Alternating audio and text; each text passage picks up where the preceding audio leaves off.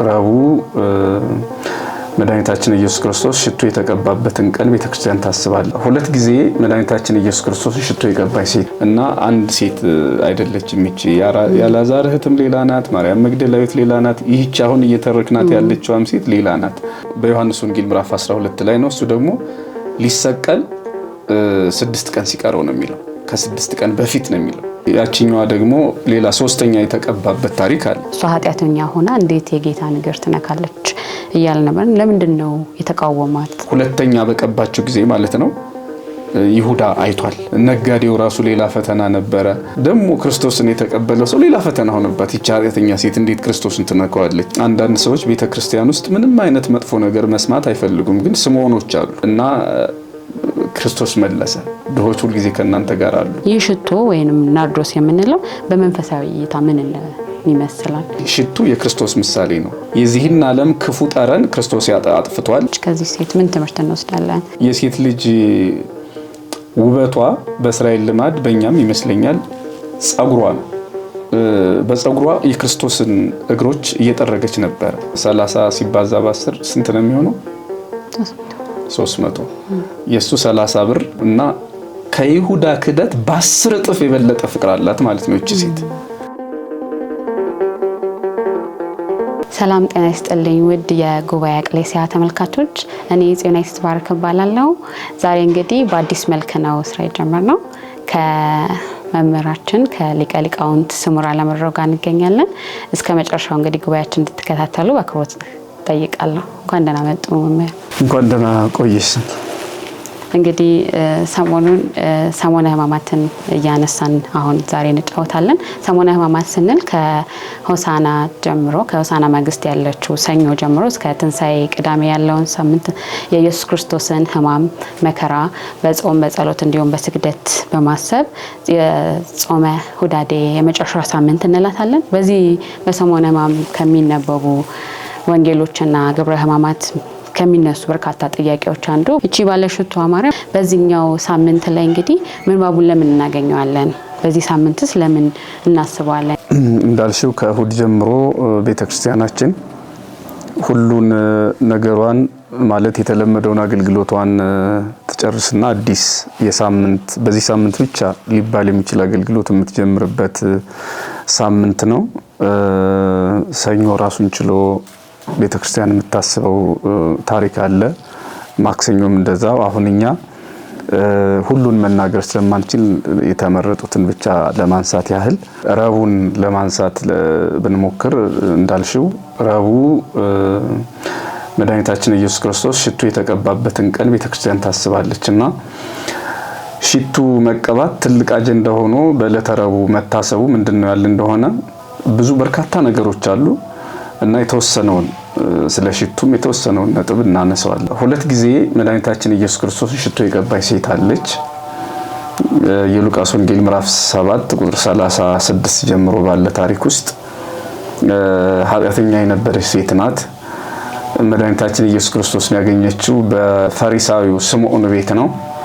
ሁለተኛ ደግሞ የምናገኛት በዚህ በማቴዎስ ወንጌል ምዕራፍ 26 ቁጥር 1 ጀምሮ ክርስቶስ ሊሰቀል 2 ቀን ሲቀረው ይላል። ከ2 ቀን በፊት ነው የሚለው ወይም ከ2 ቀን በኋላ ፋሲካ ይሆናል ስለሚል መድኃኒታችን ኢየሱስ ክርስቶስ ሊሰቀል 2 ቀን ቀደም ብሎ እንደገና ሽቱ ቀብተዋለች ማለት ነው። ይህች ሴት ያቺ ሉቃስ ምዕራፍ 7 ላይ የምናውቃት ሴት ምዕራፍ 7 ላይ የቀባችው ገና ዮሐንስ መጥምቅ ሳይታሰር ሳይገደል ነው። ያ ማለት ገና ክርስቶስ ማስተማር ሲጀምር ማለት ነው ያገኘችው። ይህንን ምዕራፍ ሙሉ ሐሳብ ማወቅ የሚፈልጉ ሰዎች አድማጭ ተመልካቾቻችን ቢያዩት የዮሐንስ ደቀ መዛሙርት ክርስቶስን መተው እንደጠየቁት ዮሐንስ ገና በሕይወት እያለ ነው ሽቶ የቀባችው እና የመጀመሪያው ክርስቶስን ማስተማር ሲጀምር ነው። አሁን ደግሞ ክርስቶስ አምላካችን የመዋዕለ ስጋዌ በሰው ሆኖ ስጋ ለብሶ ማስተማር የጨረሰበት ጊዜ ላይ ነው ለሁለተኛ ጊዜ ሽቶ የቀባችው ማለት ነው። ከፋሲካ 2 ቀን ቀድሞ ነው የሚለው ማቴዎስ 26 ቁጥር 1 ላይ። ምናልባት ሰዓት ኖሮን ባናነሳትም ያቺኛዋ ደግሞ ሌላ ሶስተኛ የተቀባበት ታሪክ አለ። ያ ግን መቼ ነው? በዮሐንስ ወንጌል ምዕራፍ 12 ላይ ነው። እሱ ደግሞ ሊሰቀል 6 ቀን ሲቀረው ነው የሚለው። ከ6 ቀን በፊት ነው የሚለው የአልዓዛር እህት የቀባቸው ማለት ነው፣ ማርያም ወይም የማርታ እህት ማርያም። ስለዚህ ባጭሩ የአልዓዛር እህት አለች። እሷ መቼ ነው የቀባቸው ክርስቶስን? ክርስቶስ ሊሰቀል 6 ቀን አስቀድሞ። ይህቺ ኃጢአተኛዋ ማርያም ደግሞ 2 ጊዜ የቀባችው መቼ? አንደኛ ስብከት ሲጀምር ገና ዮሐንስ መጥምቅ በሕይወት እያለ፣ ሁለተኛ ደግሞ ሊሰቀል 2 ቀን ሲቀረው ረቡዕ ማለት ነው። አሁን ዛሬ እኛ የምናከብረው ረቡዕ። ስለዚህ ረቡዕ የሽቱ ቀን ሲባል እንግዲህ የእንባ ቀን ሲባል እንግዲህ ከዚች ኃጢአተኛ ከነበረ ሴት ጋር ይያዛል ማለት ነው። ይህቺ ኃጢአተኛ የምንላት ሴት የአልዓዛር እህት በኃጢአት አትታወቅም በመጽሐፍ ማለት እቺ በዝሙት የምትታወቅ ሴት ናት። የአልዓዛርና የማርታ እህት ማርያም ግን በዚህ ሕይወት አትታወቅም። ስለዚህ ማርያም መግደላዊትም አይደለችም ይቺ ሴት። ማርያም መግደላዊት ደግሞ ሌላ ሴት ናት። 7 አጋንንት ከሷ ክርስቶስ አምላካችን ያወጣላት ሌላ ሴት ናት። ይቺ ግን ሌላኛዋ ማርያም ናት ማለት ነው። ያው እንግዲህ በዚያ ዘመን በእስራኤል ሀገር ማርያም የሚለው ፋሽን ስም ይመስላል። ምክንያቱም አሁን ልክ በእኛ ዘመን ከሆነ ከ20ዎቹ ዓመት በፊት ይመስለኛል ይሄ ሚኪ ዳኒ የሚባል ስሞች ብዙ አይታወቁም አይደለም። አንዳንድ ዘመናዊ ስሞች አሉ። ልክ እንደዚያ በሴቶችም ራሄል፣ ቤቲ ምናምን የሚለው የሆነ ጊዜ ነው ግር ብሎ የመጣው ስሞች እንዲህ አይነት ነገሮች አሉ። በተመሳሳይ መልኩ አሁን ማርያም የሚለው ስም በዚያ ዘመን በተለይ በብሉይ ኪዳን ብዙ ሴቶች የሚጠሩበት ነው እና ሐዲስ ኪዳን ላይ እና ብሉይ ኪዳን ላይ 2 ሴቶች አሉ። እዚህ ደግሞ ሐዲስ ኪዳኑ ላይ ወደ 6 ሴቶች አሉ ማርያም የሚሉ እና እነዚህ ናቸው የሚያሳስቱ። ለማንኛውም አሁን ጠቅለል ሰብሰብ ወዳለው ሐሳብ ስንመጣ ቤተክርስቲያናችን ይህችን ሴት ኃጢአተኛ የነበረች ከሚለው ቃል በመነሳት ኃጢአቷ ምንድነው፣ ምን ኃጢአት ሰርታ ነው የሚለውን ነጥብ ብናየው ቅድም እንዳለው ራስን በመሸጥ በጣም መልከ መልካም እንደነበረች ታሪኳ ይናገራል እና መልከ መልካምነቷ የገቢ ምንጯም ነበረ። በዚህ ነበር የምትተዳደረው። ከዕለታት በአንድ ቀን ግን በመስታወት ፊት ቆመች። በመስታወት ፊት ቆማ ውበቷን አየች እና እንዲህ ብላ ተነጋገረች ከራሷ ጋር ነው የሚለው። ዓይኖቼ ሆይ ዛሬ ታያላችሁ፣ ሞት ወደ እናንተ ሲመጣ ግን ትፈሳላችሁ፣ ውሃ ናችሁ ትፈሳላችሁ። ወደ ኃጢአት የምትሮጡ እግሮቼ ሆይ ዛሬ ወደ ኃጢአት ትሮጣላችሁ፣ የሞት ገመድ ሲያስራችሁ ግን ከሞት ታመልጣላችሁ። ሆይ እጆቼ ሆይ ዛሬ በዚህ አምራችኋል፣ ነገ ግን ትታሰራላችሁ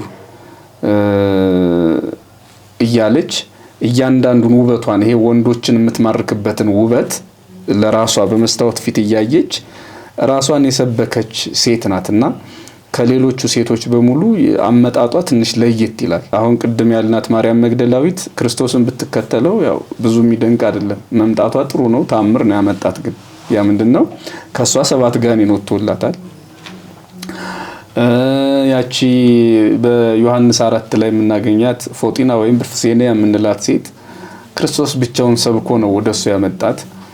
ሌሎችም ሴቶች ያቺ የ12 ዓመት ደም የፈሰሳት ሴት ወይም ከ12 ዓመት ጀምሮ ደም የፈሰሳት ሴት ጌታችን ክርስቶስን ብትከተል ያው የተደረገላት ይታወቃል። ይህች ሴት ግን በራሷ ጊዜ ራሷን ሰብካ ውበቷ ኃላፊ ጠፊ እንደሆነ አውቃ ወደ ጌታችን ወደ ኢየሱስ ክርስቶስ መጣች። ስትመጣ ደግሞ ባዶዋን መምጣት አልፈለገችም።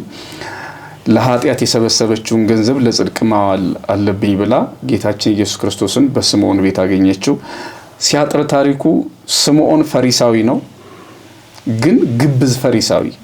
አሁን ኒቆዲሞስም በዚህ ሳምንት ባለፈው ያከበር ነው። ኒቆዲሞስም ፈሪሳዊ ነው። ይሄ ክርስቶስን ምሳ ብላልኝ ብሎ በቤቱ የጋበዘው ሰውም ፈሪሳዊ ነው። ነገር ግን ፈሪሳውያን ሁሉ ተመሳሳይ ዕውቀትና ተመሳሳይ ልብ እንደሌላቸው በዚህ ያስታውቃል።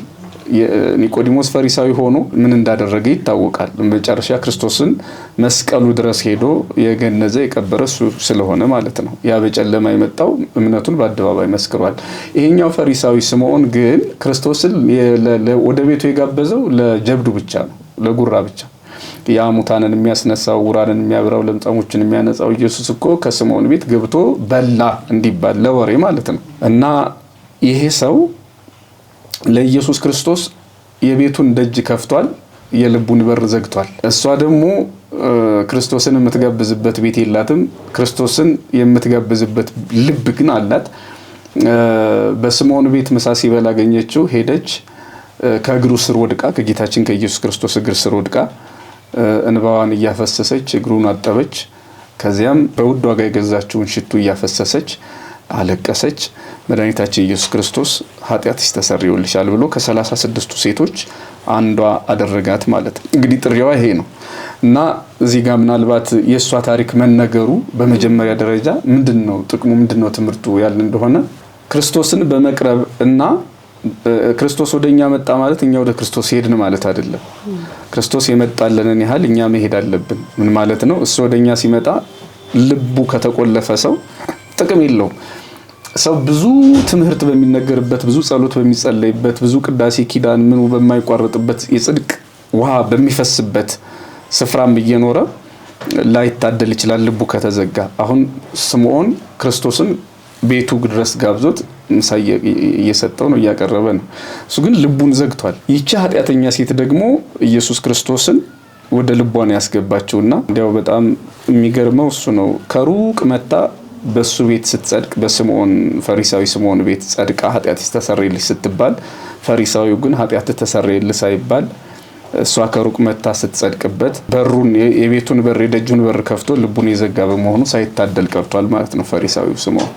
እና በዓለም ላይ ትልቁ ችግር የሚባለው ውስጣችን ያለው በሽታ መድኃኒትን ከለመደ ነው። ፈሪሳዊው ስምዖን እና ይሁዳ መድኃኒታቸውን የሞት መድኃኒት የሆነው ክርስቶስን በመላመዳቸው ምክንያት ጌትነቱን የደበቁ ለሱ ማደርን ለሱ መኖርን ያልተረዱ ሰዎች በመሆናቸው ከመድኃኒታቸው ጋር የተጣሉ ሆነዋል። ይህች ሴት ደግሞ መድኃኒቷን አውቋ ከሩቅ መታ ሽቶዋን ሰብራ ክርስቶስን መድኃኒቴ ብላ መታ ከሞት ያመለጠች ከዝሙት ከኃጢአት ያመለጠች ናት። እና የትኛውንም ኃጢአት ብንሰራ ደግሞ የሚጸየፈን አምላክ ሰው ሊጸየፍ አሁን ምናልባት ትምህርቱ እንዳይሰፋ ብዬ ብቻዬን በመናገር እንጂ አሁን በመሃል በጣም ብዙ የሚገራርሙ ታሪኮች አሉ። ምን ማለት ነው? ኃጢአተኛ ስትነካው ዝም ይላል እንዴ እያለ በልቡ ሲያሽሟጠጥ ነበረ ፈሪሳዊው ስምዖን። እና ሰዎች ባልገባቸው መጠን ፈራጆች ይሆናሉ። የነሱን ኃጢአት ይቅር ብሎ የነሱን በደል የነሱን ደንዳናነት ይቅር ብሎ ቤቱ እንደመጣ ረስቶ አማኝነቱን አይቶለት ቅንነቱን አይቶለት የመጣ ይመስል እሱ ግን ራሱን አጽድቆ ኃጢአተኛ ስትነካው እንዴት ዝም ይላል እያለ ይመጻደቅ ነበር። ከሱ ግን ምንም እንኳን ክርስቶስን ቤቴ ብላልኝ ይጠጣልኝ ባትለው ይቺ ኃጢአተኛ ጸድቃ ሄዳለች፣ ኃጢአትሽ ተሰረየልሽ ተብላ። እና ወደ እውነተኛው መድኃኒት ስንመጣ እንዲህ አይነት መሰናክሎች አሉ። አንዱ ይሄ ነው። መሰናክል ማለት ከጽድቅ የሚከለክል ይሄ መንገድ የሚዘጋ መሰናክል እንቅፋት የሚሆን በርካታ ነገር ነው ያለው። ነጋዴው ራሱ ሌላ ፈተና ነበረ። አይንሽ ደህና አይደለም የሚያምረው አይንሽ ምን ሆነሽ ነው ሲላት ሌላም ጥያቄ ሲያቀርብላት ነበርና እሱን ፈተና አልፋ ክርስቶስ ካለበት ቦታ ስትደርስ ደግሞ ክርስቶስን የተቀበለው ሰው ሌላ ፈተና ሆነባት። ይቺ ኃጢአተኛ ሴት እንዴት ክርስቶስን ትነካዋለች? እሱስ እንዴት ዝም ይላታል እያለ ሌላ ፈተና ሆነባትና ይሄንን ሁሉ ማለፍ ከዚያም ወደ አምላክ መድረስ በአምላክ ቤትም ከኖሩ በኋላ ዞሮ ፈተና አለ ማለት ነው። እንደ ስምዖንን ቤት ክርስቶስ ስላለበት ለጊዜው የቤተ ክርስቲያን ምሳሌ ብናደርገው ክርስቶስ ካለ ድረስ አንዳንድ ሰዎች ቤተ ክርስቲያን ውስጥ ምንም አይነት መጥፎ ነገር መስማት አይፈልጉም። ግን ስምዖኖች አሉ ማለት የሚያጉረመርሙ ተስፋ የሚያስቆርጡ ይሄ ኃጢአተኛ ያቺ ኃጢአተኛ እያሉ እነሱን ችሎ ያኖረ አምላክ እንዳለ ይረሱና ራሳቸውን በጽድቅ ወንበር ያስቀምጡና ወይም እናስቀምጥና ኃጢአተኛ የምንላቸው ሰዎች ላይ ፈራጆች ከሆነን እኛም ፈሪሳዊነት ያጠቃን ግብዞች እንሆናለን ማለት ነው። ሆኖም ግን ከመንግስተ ሰማያት ለመድረስ የክርስቶስ ቅርንጫፍ ሆኖ እሱ ግንድ እኛ ቅርንጫፍ ሆነን ለመቀጠል ግን እንደዚህ አይነቶችን ፈተናዎች አልፎ ለክብር መብቃት ትልቁ ትምህርት ስለሆነ ይህችን ሴት እናነሳታለን። በመጀመሪያ ደረጃ ይሄ ነው። እግዚአብሔር ይስጥልኝ። ሌላው እንግዲህ እዚሁ መጽሐፍ ቅዱስ ላይ እንግዲህ ማርያም ብለን ያነሳናቸው አሉ። ግን እርሱ አሁን በደንብ የጠቀሷትን ሴት ነው በዚህኛው ሮብ ላይ የምናየው። ስለዚህ እቺ ባለሽቷ ማርያም መጀመሪያ ወደ ጌታችን ትመጣና እግሩን በእንባ እያጠበች በጸጉሯ እያጠበች ትዳስሰዋለች። ከዛም በኋላ ነው ሽቶውን እያርከፈከፈች የምታጥበው ማለት ነው። ይህ ሽቶ ወይንም ናርዶስ የምንለው በመንፈሳዊ እይታ ምን ይመስላል? ይሄም ትርጉሙ ሰፋ ያሉ ሐሳቦች ናቸው ያሉት። ቅድም በመግቢያ እንዳልኩት እንግዲህ አንድ ሐሳብ እያነሳው ልሄድ። ይሄ ሽቱ አንደኛ የክርስቶስ ምሳሌ ነው። እንግዲህ መጀመሪያ የኃጢአት ውጤት የነበረ ገንዘብ ነው ይሄንን ሽቱ የገዛው። ክርስቶስም በኃጢአት ምክንያት ነው የመጣው። ሰው ባይበድል ክርስቶስ ወይም ደግሞ አምላክ ሰው አይሆንም። ስለዚህ ሽቱ የክርስቶስ ምሳሌ ነው። ሽቱ ሲሰበር ወይም ሲከፈት ነው መዓዛው የሚታወቀው አይደለ? ክርስቶስ አምላካችንም ሲሰቀልና ሲሞት ነው የሱ የደሙ መፍሰስ ከጎኑ የወጣው ውሃ መፍሰስ ነው ለዓለም ቤዛ የሆነው።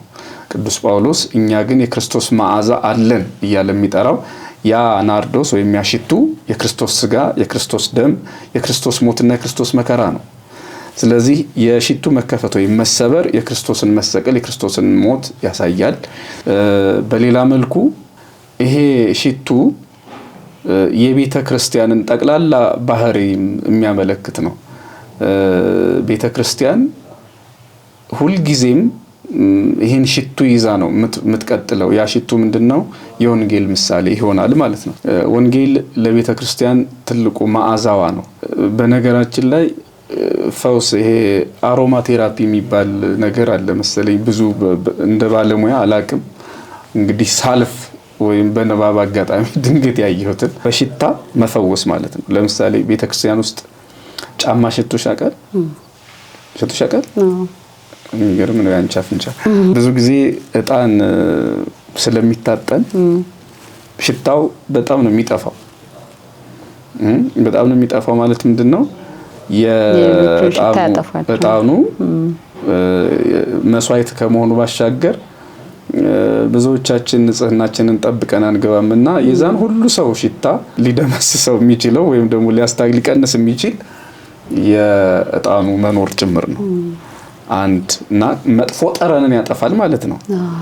የዚህን ዓለም ክፉ ጠረን ክርስቶስ አጥፍቷል። አንድ የዲያብሎስን ጠረን ማለት ነው፣ የኃጢአትን የበደልን ጠረን። ሁለተኛው ደግሞ ወንጌል በራሱ የዲያብሎስን ክፉ ኃይል ድል የምትነሳ ናትና በወንጌል የምንመስለው ያ ሽቱ በቤተ ክርስቲያን ሲፈስ ይኖራል። በቤተ ክርስቲያን ሲፈስ ይኖራል ማለት ቤተ ክርስቲያን ሁሌ ነው የምትቀባው።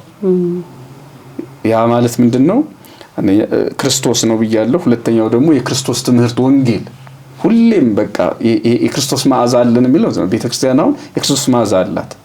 ያ ሽቱ ጌታችን ኢየሱስ ክርስቶስ ነው። ያ ሽቱ ክርስቶስ አምላካችን ያስተማረው ትምህርት ነው ማለት ነው። ባጭሩ ይሄ ነው። በጣም ጥሩ። እንግዲህ ይሄንን ካለን ዘንዳ እቺ ሴት እንግዲህ ስትመጣ እንግዲህ ዘማዊ ነበረች። ሙሉ ጊዜዋን እድሜ ልኳን ማለት ይቻላል በዝሙት ነው የቆየችው። ግን መጨረሻ ላይ ግን እሱ ኃጢአተኛ የሚቀበል ጌታችን ኃጢአተኛ የሚቀበል መሆኑን የሳምራዊቷን ሴትንም ዜና ስትሰማ ወደ ጌታችን መጣች ማለት ነው። ይሄንን ስትመጣ እንግዲህ እምነት ኖሯት ፍቅር ኖሯት ነው ወደ ጌታችን የመጣችው። ይሄንንስ እንዴት እናየዋለን? እንግዲህ ቅድም መግቢያ ላይ ያልኩት ይመስለኛል። ይሄኛው አሁን እምነት አላት፣ ያድነኛል፣ ከኃጢአት ያነጻኛል የሚል ፍቅርም አላት። ምክንያቱም ደግሞ ሌሎች የሚወዷት አበድንልሽ ሞትንልሽ የሚሉ ባለሀብቶች ወንዶች አይጠፉም፣ ግን ከሞት አያድኗትም። የሚጠፋው ውበት ነው። በሚጠፋው ውበት የማይጠፋውን ዘላለማዊውን ጽድቅ ጸጋ ማጣት ስለሌለባት እንግዲህ ምድራዊውን ፍቅር በሰማያዊ ፍቅር ለውጣለች ማለት ነው። ፍቅርን ለውጣ ነው የመጣችው። እንዲያውም በመንገድ ላይ ቅድም ምናልባት ሰዓት ይወስዳል ብዬ የተውኩት ነገር ነበረ። ምናልባት አንዱን ባነሳው ለምሳሌ ፍቅር የሚለውን ነገርና እምነት ሁለቱን የጠየቅሽኝ አንቺ። ስለዚህ አሁን ፍቅሩ ምንድነው? ይሄንን ሽቱን ገዝታ ስትሄድ ምን ይላታል ይሄ ነጋዴው?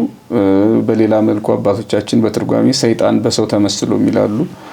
ሰላም ሲላት አልመለሰችለትም፣ ዝም ብላ እየሄደች ነበርና አውቃለሁ በጣም የምትወጂው ወንድ መጥቶ ነው፣ በጣም በፍቅሩ ያበድሽለት ወንድ አግኝተሽ ለዛ እየቸኮልሽ ነው፣ እሱ ቀጥሮሽ ነው ሲላት አዎ ብለዋለች። እና እሱ ምንድነው?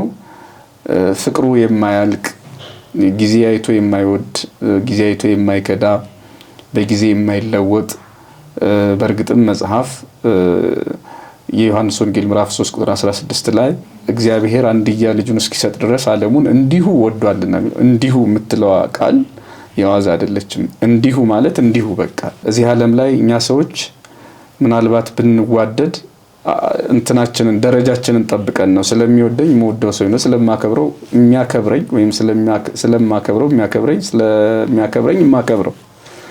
እንደዚህ አይነት ነገር ነው ምድር ላይ ያለው። እየጠላሁት የሚወደኝ ሳላከብረው የሚያከብረኝ፣ እየናኩት እኔን ከፍ ሊያደርገኝ የሚችል ሰው ግን መኖሩን እንጃ። ማንም ሰው ምናልባት ይህንን ህይወት መልመድ ይከብደዋል። በእውነተኛው ዓለም ላይ እግዚአብሔር እኛን እንዴት ነው የወደደን ያል እንደሆነ ቅዱስ ጳውሎስ ሮሜ ምዕራፍ 5 ላይ ወሶ በንዘጸሩ ነነ ለእግዚአብሔር ተሳሃለነ በሞተ ወልዱ፣ ጠላቶቹ ሳለን በልጁ ሞት ታረቀን ነው የሚለው። ፍቅሩ ይሄን ያህል ነው። ስለዚህ እንዲሁ ነው የወደደን። እንዲሁ የሚወድ አምላክ መጥቷል። እነዚህ እስካሁን የሚወዷት ወንዶች ገላዋን ፈልገው ነው፣ ውበቷን ፈልገው ነው፣ ነፍሷን ፈልጎ ዘላለማዊ ክብሯን ፈልጎ ዘላለማዊ ህይወቷን ፈልጎ ግን ከሰማይ የወረደ አምላክ መጥቶላታል። ይሄንን ነው ያወቀችው። ፍቅር ከሰማይ ያወረደው አምላክ አለ፣ ወደዛ ነው የሚሄድ ብላ መለሰችለት የሚል ታሪክና ትርጓሜ አለ። ስለዚህ ፍቅሯ በዚህ መልኩ የሚገለጥ ነው። የወደዳትን አምላክ ወዳ ነው የመጣችው እና እንዲያውም ሌላ ሊቃውንት ትርጓሜ ይህች ሴት ከማን ነው የሰማችው ለመሆኑ ስለ ክርስቶስ የሚለውን ሲያጠኑ ከዚያች ቅድም ፎጢና ወይም ብርፍሴንያ ካልናት ቀትር 6 ሰዓት ላይ ውሃ ልትቀዳ ከመጣችው ሴት እሷን ኃጢአቷን ይቅር ብሎ ሳምራዊነቷን ሳይጸየፍ በአይሁድ ልማድ የነበረውን ለረጅም ጊዜ የቆየውን ባህል አፍርሶ መድኃኒታችን ኢየሱስ ክርስቶስ ወደሱ እንዳመጣት እኔንም አይጸየፈኝም ብላ ለመዳን ምክንያት የሆናት ያቺ ሴት ናት። የሷን ዜናና ዝና ሰምታ እንደሆነ በሉቃስ ላይ ተጽፏል፣ ትርጓሜ ማለት ነው። ስለዚህ ፍቅሯ ይሄ ነው። እምነቷም ያው ክርስቶስ እንደተናገረው እምነትሽ አድኖሻል ነው የሚላት። በእምነት ነው የመጣችው፣ በፍቅር ነው የገለጠችው። በጣም ጥሩ። እሺ እዚህ ጋር ደግሞ አያይዘን እቺ ሴት እንግዲህ ስትመጣ መስዋዕት ነው ይዛ የመጣችው። ያንን መስዋዕት ይዛ ነው በትህትና ነው የመጣችው። እንግዲህ እሱ የነበረበት ስምዖን ነበረ፣ ግን እሱ ያቀረበው መስዋዕትና የእሷ ከዛ ደግሞ ትህትናዋን ጋም ደግሞ አያይዘን እንዴት እናገናኛለን? የእሷ ትህትና እንግዲህ ምናልባት ትህትና የኃጢአተኛ ሰው አንድ ኃጢአተኛ ሊሆን የሚገባው ነው የሆነችው። በቃ እኛም መሆን ያለብንን ነው ያደረገችው። ምናልባት በከተማው ዝነኛ መልከ መልካም ደመግቡ ስለሆነች ፕሮቶኮል ጠብቃ ንስሐ ልግባ ለማለቷ አስደንቆ ከሆነ ነው ምናልባት ይሄ ጥያቄ ሊሆን የሚችለው። ምክንያቱም የሴት ልጅ ውበቷ በእስራኤል ልማድ በእኛም ይመስለኛል ጸጉሯ ነው። ለዚያ ነው ወንድ ይላጭ ሲል ቅዱስ ጳውሎስ ሴት ልጅ አትላጭ የሚለው። ውበቷ እንደተጠበቀ እግዚአብሔር እንደሰጣት እንዲቀጥል ነው እና በጸጉሯ የክርስቶስን እግሮች እየጠረገች ነበረ። ይሄ እንግዲህ ሌላው ትህትና ነው። ሰው ወደ ክርስቶስ ሲመጣ እንደ ሜልኮል የሆነ ሜልኮል አለች አይደል? ዳዊት እየዘለለ ሲያመሰግን እንዴት ንጉስ ሆኖ ከነዚህ ከእስራኤል ምናምን ቲዮስ ጋር ምን ያዘልለዋል ብላ ነበረ እና እሷ የምታውቀው ንጉስ ከሆኑ በኋላ በቃ በመንጣፍ እየሄደ ፕሮቶኮል ጠብቆ እግዚአብሔርን እንዲያመልክ ነው። ንጉስ ዳዊት ደግሞ እንደዚህ አይደለም። ጌታው ሲመጣ እሱ ለእስራኤል ጌታ እንደሆነ ለሱ ደግሞ ሌላ ጌታ አለው። የሱ ጌታ መጥቷል። እሱ ባልፈጠረው ላይ እንዲህ እየተንቀባረረ ንጉስ ነኝ የሚል ከሆነ ደግሞ በሱ ላይ ፈጣሪ ይችላል። እሱን ፈጥሮ ዳዊትን ፈጥሮ የሚገዛ አምላክ አለ። ፈጥሮ ለሚገዛ አምላክ ግን ማናችንም ብንሆን ትንሾች ነን። ማናችንም ብንሆን አንሰን ነው መገኘት ያለብን። ለዚህ ነው አሁን እኛ በካህን ፊት ስንሰግድ እንደኛ ስጋ ለለበሰ ካህን አይደለም ድፍት ብለን እየሰገድን ያለ ነው የምንሳለመው። በካህኑ ላይ መስቀሉን ስለምናየው ነው። ያ መስቀል ደግሞ ዝም ብሎ እንጨት፣ ዝም ብሎ ብረት፣ ዝም ብሎ ወርቅ፣ ዝም ብሎ ብር አይደለም። ክርስቶስን ነው የምናየው። ክርስቶስ የሌለበት መስቀል ቤተክርስቲያን ስለሌላት እና በቤተክርስቲያናችን ትምህርት መሰረት እንግዲህ ትህትናዋ ለክርስቶስ ነው። ያኛው ግን በመጀመሪያም ወቅሻዋለሁ እንግዲህ ቀን ስለጣለው ለእግሩ እንኳን ውሃ አላመጣም ክርስቶስ እንደተናገረው። እሷ ግን ስምዖን ውሃ ያላቀረበለትን ጌታ እንባ አቅርባ ውሃ ስታጣ እንባ ያፈሰሰች ናት። በውሃ ፋንታ እንባ እግሩ ላይ አፍስሳ የክርስቶስን እግር ያጠበች ናት። ስለዚህ ትህትና፣ ፍቅር፣ እምነት ከእንባ ጋር ሲኖረው ደግሞ በጣም አስገራሚ ነጥብ ነው። በጣም በክርስትና በመኃልየ መኃልይ ላይ ንጉስ ሰሎሞን ወይም ነብዩ ሰሎሞን ሚጢ አዕይንተኪ ማንጻሬ እስመ ማንቱ አፍራሃኒ እንሆ አይኖችሽን ከፊቴ መልሺ አይኖችሽ አስፈርተውኛልና ይላል። እግዚአብሔር ይፈራል? ማንም ሰው እግዚአብሔር ይፈራል ብለም ጠይቅ ማንም ሰው እግዚአብሔር አይፈራም። እግዚአብሔር ምን አይነት ነገር ይፈራል ብንል ግን የንስሐ እንባን ይፈራል። ንጉሥ ሰሎሞን እንደነገረን በመኃልዩ አይኖችሽን ከአይኖቼ መልሺ ከፊቴ መልሺ አይኖችሽ አስፈርተውኛል የሚል የምእመን ማለት የቤተ ክርስቲያን የአንድ ክርስቲያን የተነሳህ ክርስቲያን እንባ ክርስቶስ ችሎ አያልፈውም። ምን ይጮህብኛል፣ ምን ያለቅስብኛል፣ ምን ይጨቀጭቀኛል ብሎ አያልፍም። የተሰበረ ልብ ከትህትና ጋር እንባ ሲኖረው እግዚአብሔርን የሚያራራው እግዚአብሔርን የቸርነት ስራ እንዲሰራ የሚያደርገው የኛ መመለስ ነው ማለት ነው። እና ይሄንን እንባዋን የትህትና የፍቅር የእምነት መገለጫ አድርገን መውሰድ እንችላለን። እሺ እንግዲህ እቺ ሴት እንግዲህ መታ የጌታችንን ነገር በእንባ አጥባ በጸጉሯ ባጠበሽ ጊዜ ብዙዎች ተቃውሟት ነበር። ለምንድን ነው ይሄን የምታደርገው? ለምን ይሄን አደረገች? እሷ ኃጢአተኛ ሆና እንዴት የጌታ ነገር ትነካለች እያለ ነበር። ለምንድን ነው የተቃወሟት? እሱ ደግሞ ከስምዖን ባሻገር ወደ ማቴዎስ 26 የሚመጣ ነው። ብዙዎች የሚለው በይሁዳ ምክንያት ነው። በመጽሐፍ ቅዱስ አነጋገር አንድ ሰው አድርጎት ብዙ ሰዎች እንዳደረጉት መናገር ይሄ አሁን የተለመደ ነው። ቅድስት ኤልሳቤጥ ስለእመቤታችን ስትናገር ወብጽዕት አንቲ ተታምኒ ከመ ይከውን ቃል ዘነገሮኪ ከእግዚአብሔር ተልከው የነገሩሽን የምታምኚ አንቺ ብጽዕት ነሽ። አንድ መልአክ ነው የነገራት፣ ግን ብዙ መልአክ እንደነገራት አድርጋ ስትናገር እናያታለን። አንድ መልአክ ማለት ቅዱስ ገብርኤል ነው ያበሰራት እና የነገሩሽን ነው የምትለው የቅዱስ ገብርኤልን ብስራት ለማመልከት ማለት ነው። እና በዚህ ልማድ ብናየው አሁን ያጉረመረሙት ማቴዎስ ምዕራፍ 26 ላይ ሁለተኛ በቀባቸው ጊዜ ማለት ነው ይሁዳ አይቷል። እና ይሄ 300 ብር ለነዳያን በተሰጠ ነበር ብሎ ነው ያጉረመረሙት። እና ሁሉም ሐዋርያት እንደዛ ብለው ሳይሆን በይሁዳ ምክንያት ነው። ይሁዳን ሲያይ እንዲህ አይነት ነገር አለ። ቅድም ምሳሌውን አይተናል። መጽሐፍ ቅዱስ እንዲህ አይነት ነገር ከብዙ ሰዎች መካከል አንዱ ሲሆን እንዲህ ተባለ ብሎ አብዝቶ የመናገር ነገር አለ። በዚህ 300 ብር በሽቱ አምጥታ ሁለተኛ ጊዜ ስትቀባው 300 ላይ 10 30 ብር ይደርሰዋል። ምንድነው ይሄ?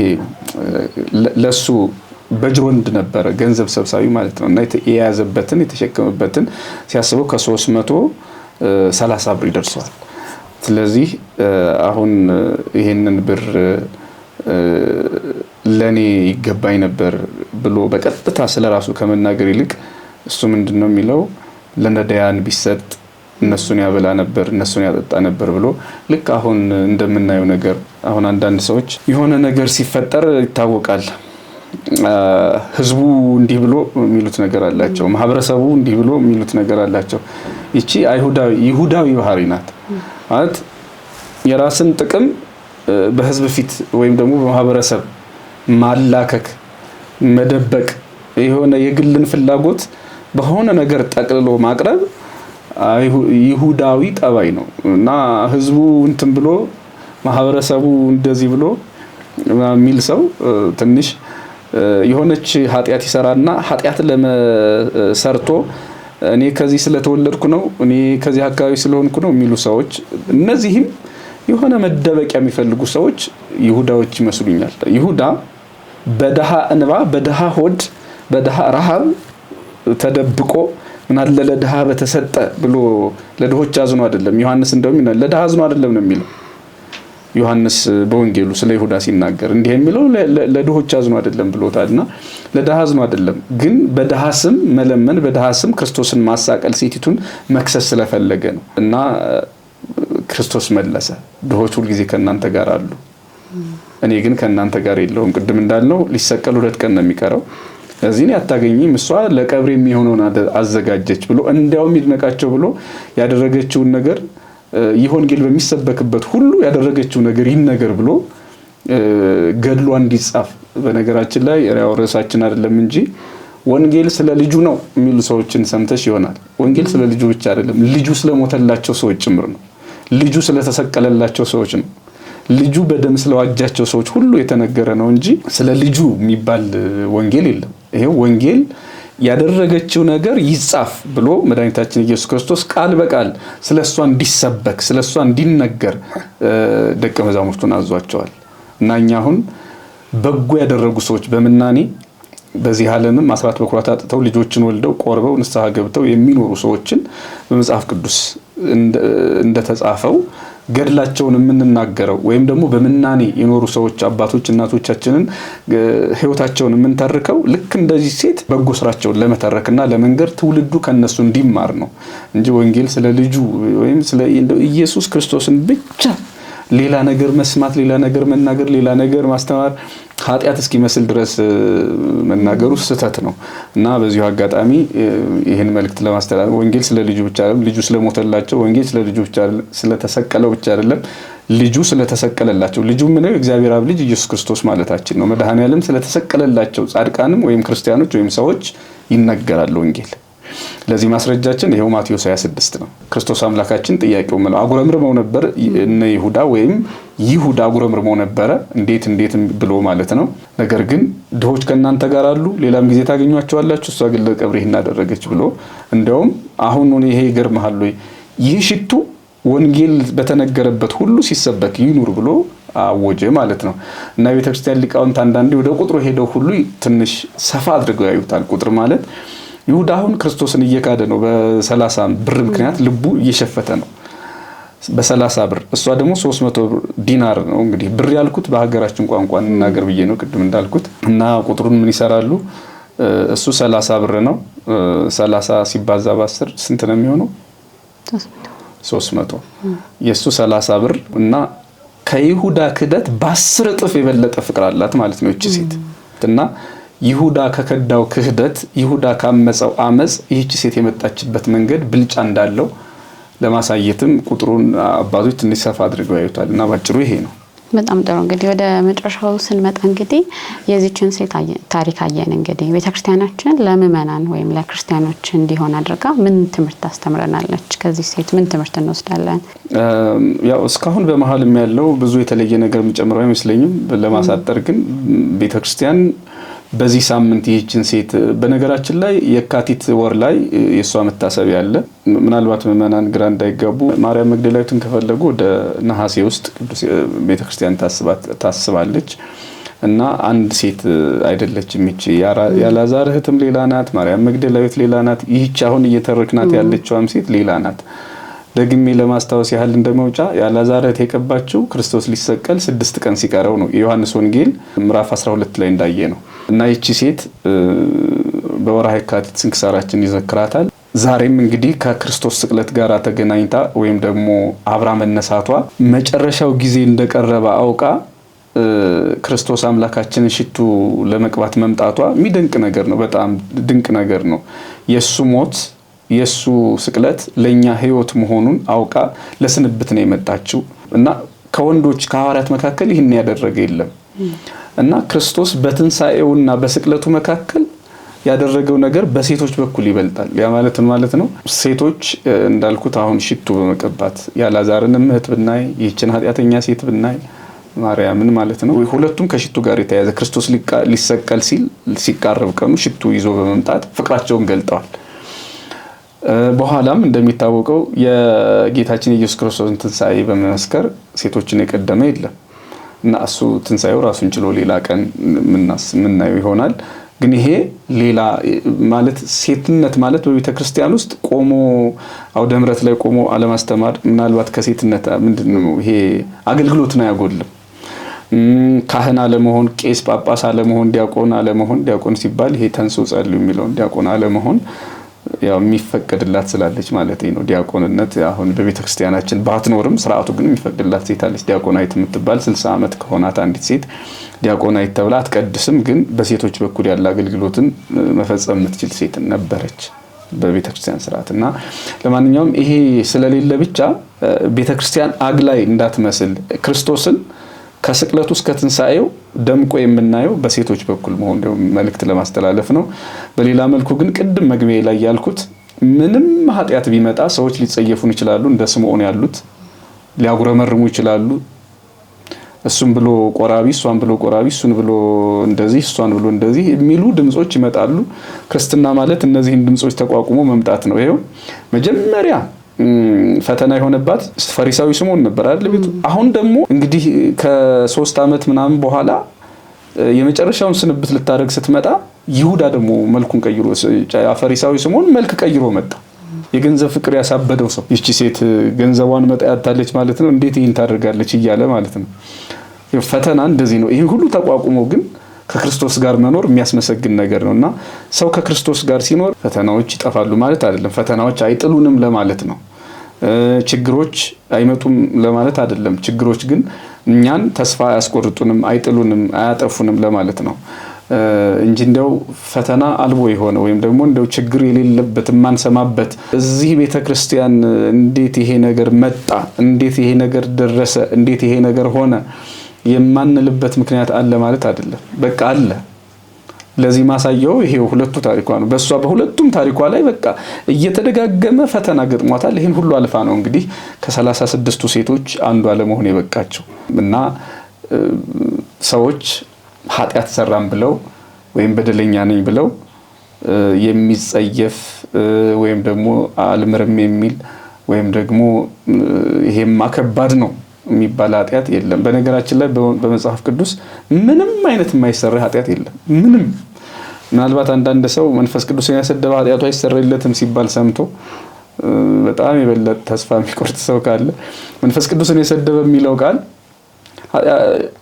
መንፈስ ቅዱስ ይቅር አይለኝም፣ እግዚአብሔር መንፈስ ቅዱስ የኔን ኃጢአት የኔን በደል ይቅር አይለኝም ብሎ መሐሪነቱን ይቅርባይነቱን መዘንጋት መተው አለማመን ነው ይቅር የሚያስወሰው። እግዚአብሔር ይቅር ባይ ነው ብሎ ንስሐ ካልገባ እንዴት ይቅር ይባላል?